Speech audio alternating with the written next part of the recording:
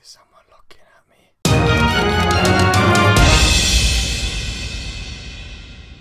Excuse my very poor attempt there to do a funny and scary intro.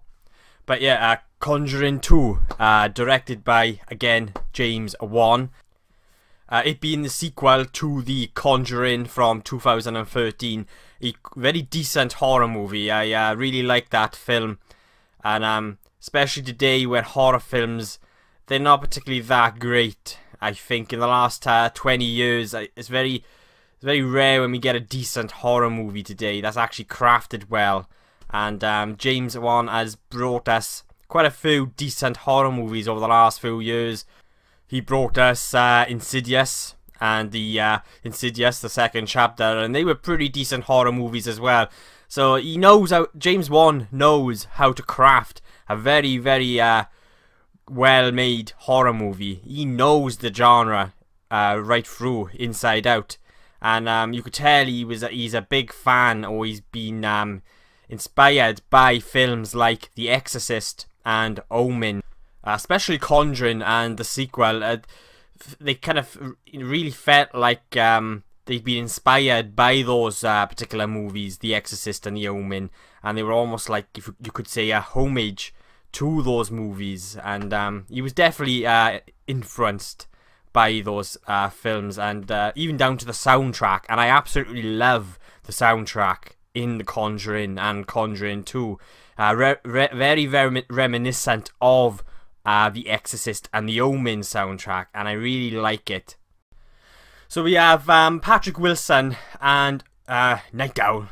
Whatever film I've seen him in, which is very few, but I always think Night Owl from Watchmen.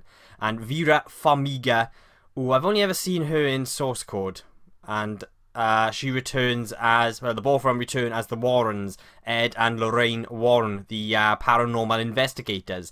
So in this film, Ed and Lorraine Warren, they travel to London to help the Hodgkinson family with where they are experiencing poltergeist activity in their Enfield Council House in North London, and very familiar territory to the first film. If there was one thing about this film, it's very similar, but bigger.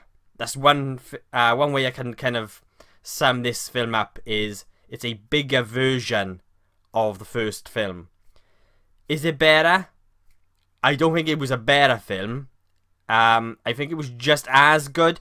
I enjoyed, and I think I preferred the first film more to this, but this was a really good film. This was a very solid, decent horror movie. And James Wan, he kind of, in this particular one, he tried inserting a bit of humour in parts, and when he first does this, I think there was 2 or 3 scenes in total where he injects a little bit of humour, and for me at first, it kind of stood out. It just didn't seem right. And you'll notice those scenes when they come, because I think, well, for me anyway, it just kind of stood out to the rest of the film. But then towards the end of the film, I kind of appreciated those moments a bit more, because I fancied they added a bit more of a human element, you could say, to the story. So I appreciated it by the end of the film, but during the film, it kind of just stood out, and it didn't seem right. I must praise one of the performances from one of the younger cast, one of the actresses, Madison Wolfe, I think her name is, and she plays a Jeanette, one of the daughters of the Hodgkinson family, and she was really good in this film. You know, child actors are usually hit and miss, but she was really good. And from all the cast, they gave a pretty good, okay to solid performance. So I like the first film, The Conjuring. It has that kind of old school horror feel about it. And James Wan knows how to craft a very good horror film, and he knows how to build the tension and make something actually genuinely scary. I feel like when it comes to on the level of quality, you could say, I don't think this is quite up there with certain horror movies such as The Babadook. But when it comes to the horror movies of today, this really does stand out. This is a very well made film, beautifully shot as well. very well directed. I love what James Wan does with the camera. There's also really good moments in this film. Some really very well shot scenes, and there's one scene in particular, spoiler free review, so I'm not going to be giving anything away, but it's when Ed and Lorraine first meet the family, and it's in the living room and they speak in, and in this particular scene Ed has to turn away from the character that he's speaking to, and he's just staring at the camera, and then you've got this other particular person in the background, but the background blurs out, and that scene must go on for about 2-3 minutes maybe. And whoa, it was so tense and so creepy, and there were so many moments like that in this film. Like, actually talking about it now and thinking back on the film, it kind of makes the hairs on my arms and my neck rise. It gives me chills, and that film this particular film did that so well.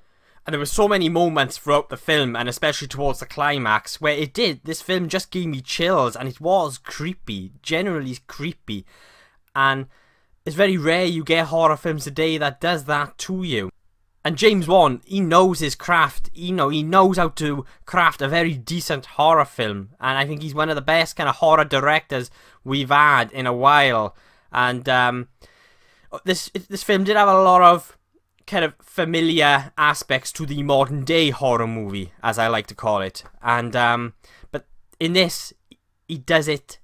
It's crafted well. He does it well that it actually works. Like, there's loud noises, but the way he does it, it works. And there's a lot of looking into dark shadows and going, can you see it? And in other films today, usually that's just cheap and crap, but in this, it works because he knows how to build the tension, and he knows how to get the most out of his cast. I also like the chemistry from the characters playing the paranormal investigators, Patrick Wilson and Vera Farmiga. I really like the chemistry on screen with them, and I felt like they added a lot of heart to the film, and I liked how they developed the characters more in this film, and how they fleshed out the characters more. Now, it's based from a true story. I would say it's probably loosely based. They usually are, these films, but it's from the Enfield case in North London. I'm not actually that familiar with it, which surprises me because I love this sort of stuff. Very familiar territory, but very well crafted. Generally scary. On times, it could be very hammy. I fancy the first film was very hammy in places, and this was, but it was a hamminess that sort of worked, you could say. And the humour, there was a little bit of humour in it, which at first kind of took me off guard, but by the end of the film, appreciated it more because it added the more human sort of element. I also think that little bit of injection of humour added a bit more lightness to the film, because this film gets incredibly grim, and I think that's what helped me appreciate it more by the end of the movie. And I'm kind of I really appreciate that we have that injection of a bit of humour, because it does get pretty dark and it does get pretty grim. So yeah, this is a solid, okay horror movie from, again, James Wan. He knows how to make a good horror film. I'm going to give The Conjuring 2 a solid B.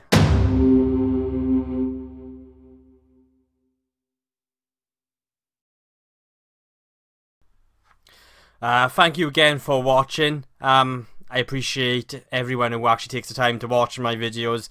If you agree or disagree with what I say, or I could have perhaps mentioned something else, but yeah, thank you again for watching, and if you like this video, well, hit subscribe. Thank you.